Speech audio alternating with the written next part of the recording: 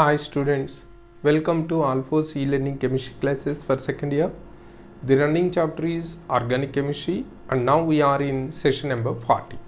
In previous session we discussed about the naming of different ethers, that is aliphatic, aromatic and cyclic ethers, and different cyclic ethers and their common names and IUPAC names. All these we discussed in detail. And now in this session I am going to provide you some compounds, that is ethers, to write the common names and IUPAC names, and just try to answer these questions on your own. Clear? And thereafter we will discuss about the preparations of ethers in this session. Clear? And now let me give these ethers to write the common name and IUPAC name. It is nothing but, first let me give this, and then it is CH3O, CH2, CH3, and then it is CH3O, CH2, CH2, CH3, and it may be CH3, CH2O, CH2, CH3, and then it may be CH3O, CH, CH3, CH3, like this. And now let me give some compounds in linear notation. That is nothing but, if we are considering an ether present like this and the others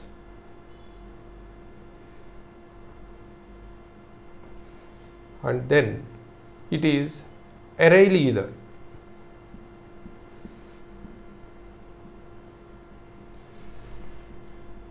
aryl substituted ether,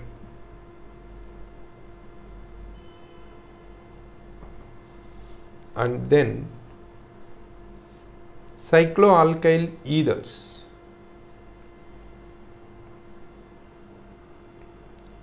and then cycloalkyl substituted ethers, and this is nothing but sixth one, seventh one, eighth one, ninth one, 10, 11, and some more you have to consider. And they are also, let me give only in linear representation.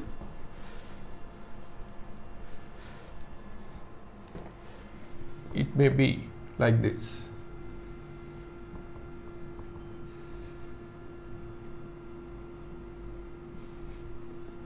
or it may be like this,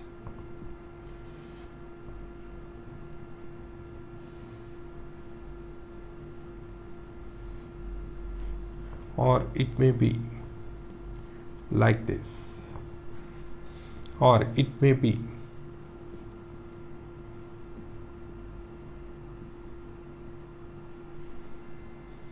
and this is 12th one, 13, 14, 15.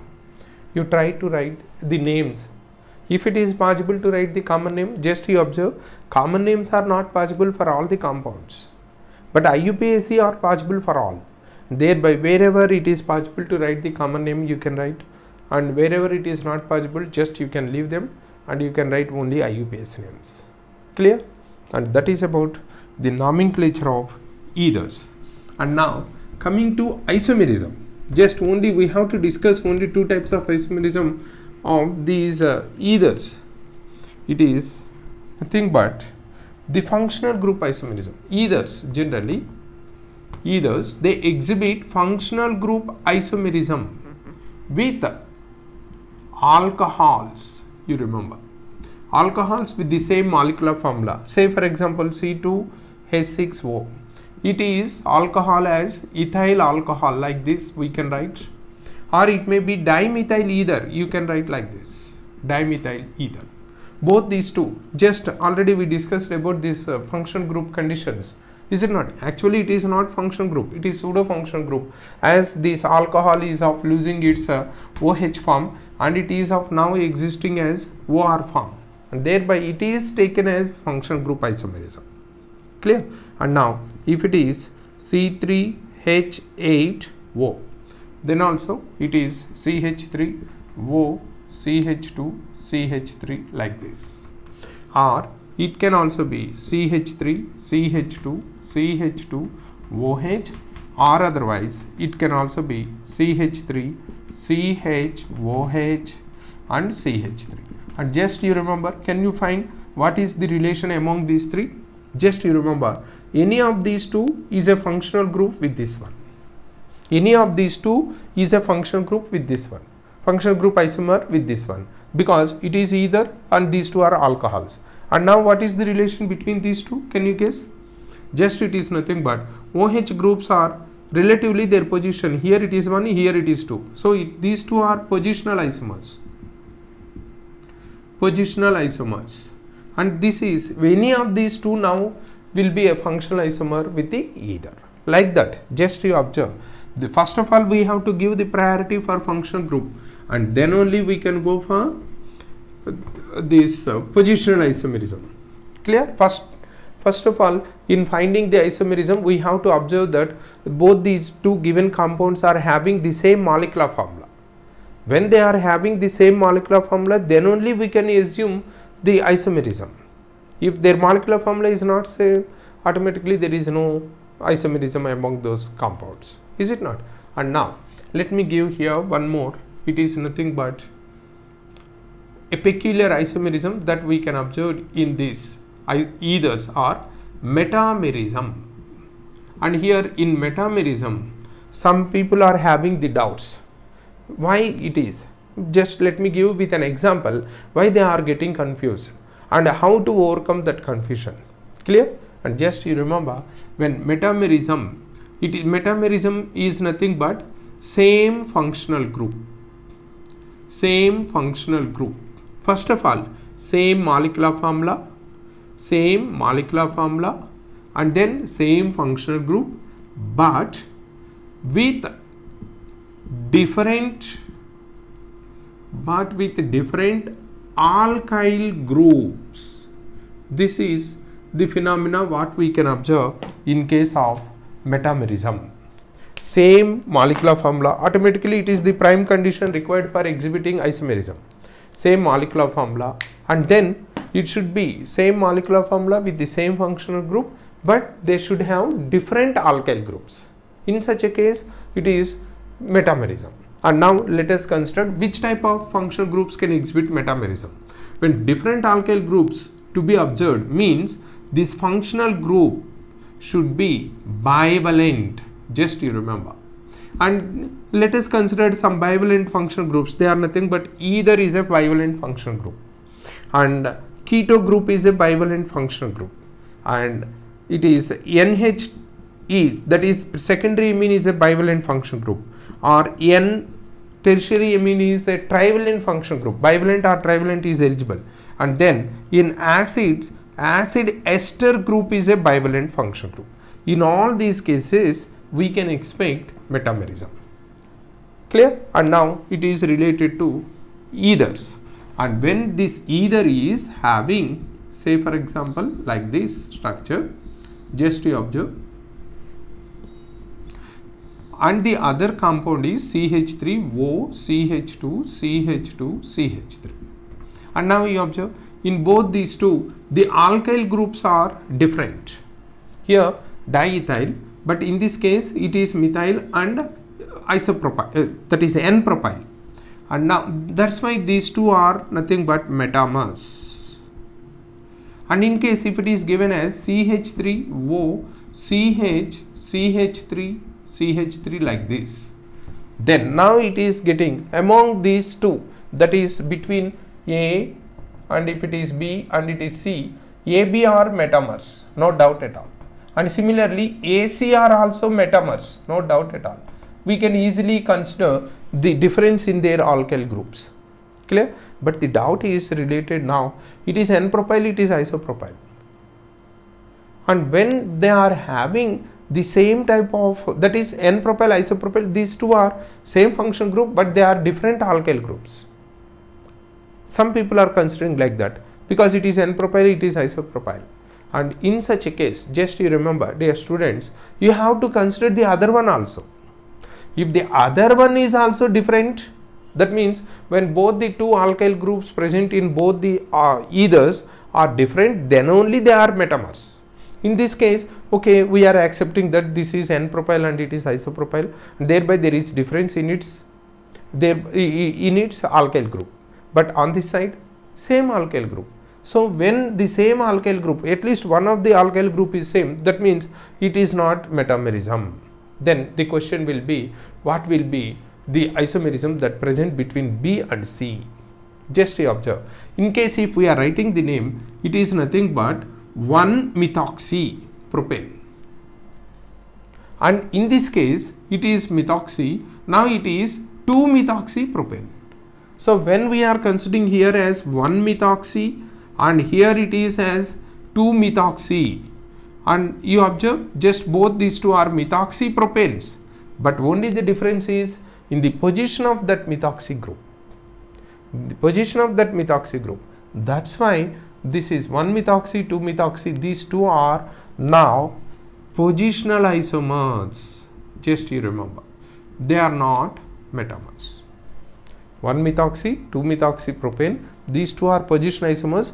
Don't get confused. No doubt at all. The definition for metamers is nothing but same molecular formula, same functional group, but with different alkyl groups. Okay, these two are different alkyl groups, no doubt at all, but on the other side same alkyl group. That means it is not related to metamerism. Some other isomerism it may be. Now we have to go for the naming. It is 1-methoxy, it is 2-methoxy, and when it is 1-methoxy and 2-methoxy, these two are differed in their position, and hence they are position isomers, not the metamers. Are you clear with that one? That is about the isomerism that we can expect from ethers. And now let us move to the methods to prepare ethers. Different methods that are used to prepare ethers. And just you remember, it is very important topic for competitive examination corner, and that's why you should concentrate on this one. What is happening, why it is happening, all so many reasons are there why the reaction is happening in such a way. What we can expect, sometimes we are observing the deviation from our expectation. Why it is happening so? If you know the reasons, any other compound, whatever the compounds they are giving, then simply you can observe the phenomena, and that is nothing but the condition what is present in these reactants or the reagent, and depending on that you can easily guess what will be the product. Clear? And here first it is preparations of ethers.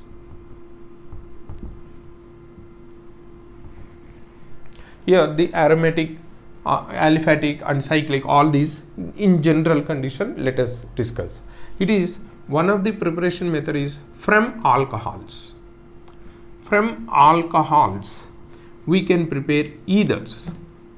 From alcohols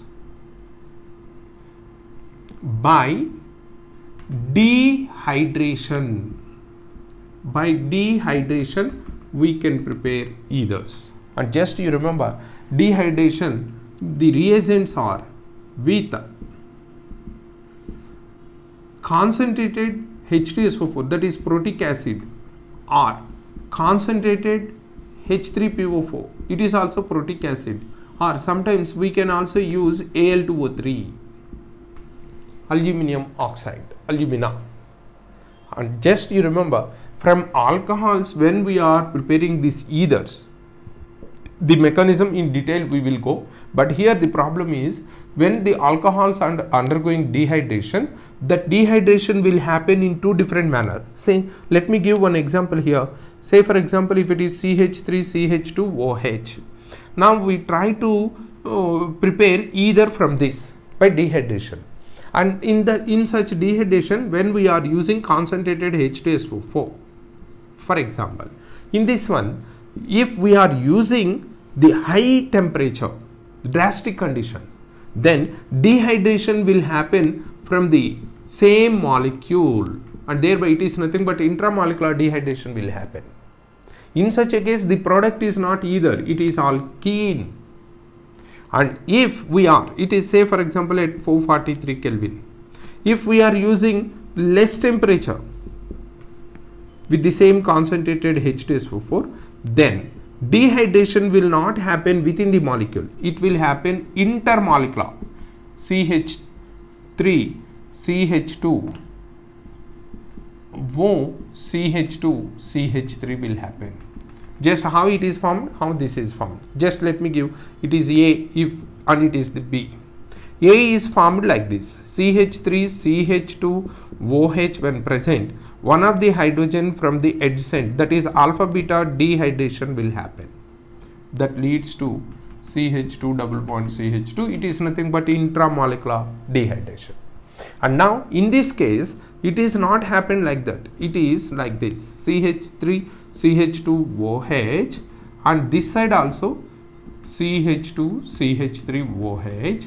And now one of these alcohol molecule will go with this hydrogen, and thereby now it is giving CH3, CH2, O, CH2, CH3. Now I think you can understand what is the dehydration.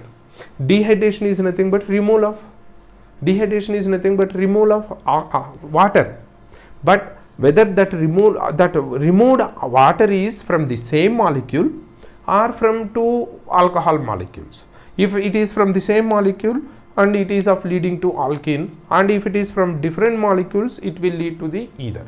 Just you remember it, we have to observe, because when we try to prepare ethers from alcohols, if we are observing optimum condition, then we can get the ether, or otherwise we are having a danger to prepare the alkene instead of ether, is it not? So when we are using the drastic condition, most preferably here the important role is nothing but different factors are playing important role.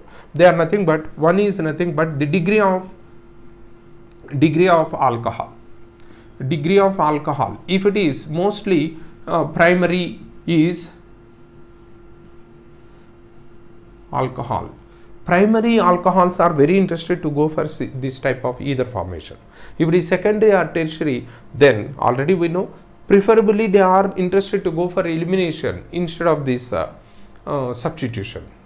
Clear? And just you remember here in the formation of this, it is elimination, no doubt at all, you know, because elimination is from the same molecule, alpha beta elimination. But here it is, even though we are considering it as dehydration where water is going out, it is not elimination. Just you remember, it is nothing but SN2 mechanism, that is nucleophilic substitution. It seemed to be, when we are considering it is dehydration within the same molecule, no doubt at all it is elimination. But when the dehydration is taking place between two molecules, then it is not elimination. Just you remember, it is nothing but substitution. You can say simply it is alcohol where OH is there, instead of this H, alkyl group is coming. Already in the beginning of this chapter I explained you that these ethers are nothing but alkyl substituted alcohols, is it not? Like that, this SN mechanism will happen in this reaction.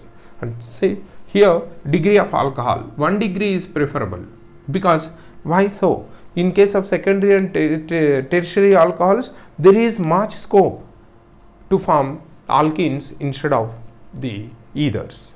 And second one, it is nothing but the bulkiness around this OH group. If bulkiness happen, automatically the degree is more. That is, when bulky group is present around this OH group, where around the carbon where OH group is existing, automatically it prevents the SN mechanism. Instead of that, it is facilitating for the elimination reaction mechanism. And that's why when it should be with less bulky. If it is more bulky, automatically again it will lead to the formation of alkene. Just you remember. Clear? And third one is nothing but temperature.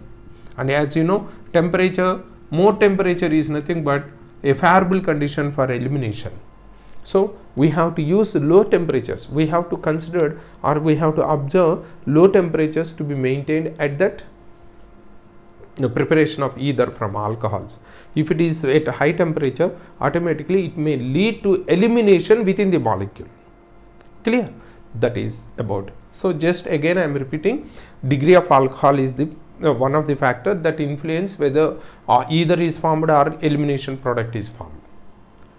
Here, primary alcohols are preferable for preparation of ethers, and then bulkiness. Less bulkiness is preferable for the preparation of ethers, and then temperature.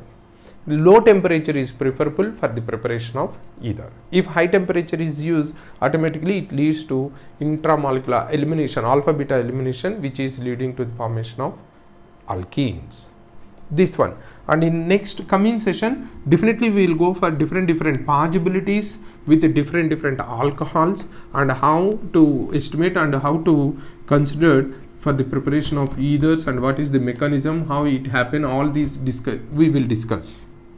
And now second method, it is nothing but Williamson's synthesis. Just you remember, it is Williamson's synthesis. The advantage of this is nothing but both symmetric as well as asymmetric ethers. Asymmetric ethers can be prepared by this one. Here Williamson's synthesis is nothing but it is from alkyl halides by treating with sodium alkoxide. Just you observe, this is the substrate and this is the reagent, and these two now eliminate NaX forming ROR bar. This is, and in case if we are using from the same alkyl group in sodium alkoxide, then these two will lead to formation of ROR, no doubt at all. But here much discussion is there related to this Williamson synthesis. Just remember these alkyl halides. There are so many alkyl halides. Say for example, if it is CH3Cl or CH3CH2Cl, this type, and it may be secondary alkyl halide, or it may be tertiary alkyl halide, or it may be allyl alkyl halide, allylic alkyl halide, that is nothing but like this, or it may be benzylic alkyl halide, or it may be aryl halide, that is nothing but chlorobenzene, or it may be vinyl halide. These are different alkyl halides that can involve. Just you have to consider this, but you remember all these are not supposed to be behaving as substrates, but these groups to be in ethers, we have to adopt different reagent conditions. That is the reaction, the substrate and the reagent. We have to consider different substrates and different alkoxides so as to get the required. But in such a case, which alkyl group has to be observed in alkanes? Which alkyl group has to be observed in this OR group? With a common sense, just nothing but by observing the conditions required. Say for example, OR, actually OR group, alkoxide group is nucleophile, no doubt at all, it is the excellent nucleophile. At the same time, it can also be behave as a base. Base means nothing but the eliminating agent. That's why all the alkoxides are not useful for the substitution. Actually, in Williamson's synthesis, when we are using this reaction, it is nothing but SN reaction. And in this SN, it may be SN1 or it may be SN2. Both these two mechanisms are possible. But when there is a scope for the formation of SN1 mechanism, for following SN1 mechanism, automatically there is some sort of disadvantage. It is nothing but it may lead sometime to the formation of alkenes. Is it not? And now similarly, the same alkyl groups we can use in alkoxides. Say for example, sodium methoxide we can use, and sodium ethoxide you can take, or sodium isopropoxide we can use, and sodium tertiary butoxide we can use, and similarly sodium allylic oxide we can use, CH2 CH double bond CH2, or sodium benzylic oxide we can use, or sodium phenoxide we can use, or sodium vinyl oxide we can use. These are, it is nothing but just you can consider there as a substrate we are using alkyl chloride. That alkyl group may present as a substrate or that alkyl group may present in the reagent. So now in the next session we are going to discuss with these different possible combinations where we can expect the formation of either, where we can expect the elimination that may take place in that reaction. All these possibilities we have to consider. Just to remember, we can expect one excellent question from this part in the final exam, and because already you are observing now so many are there, but all these are not useful. Similarly, all those can't be used, and some are they are useful only as the substrates but not as reagent, but some are they are only behaving as the reagents but not the substrates. And what are these and why they are, all these we will discuss in the next class. Okay, thank you.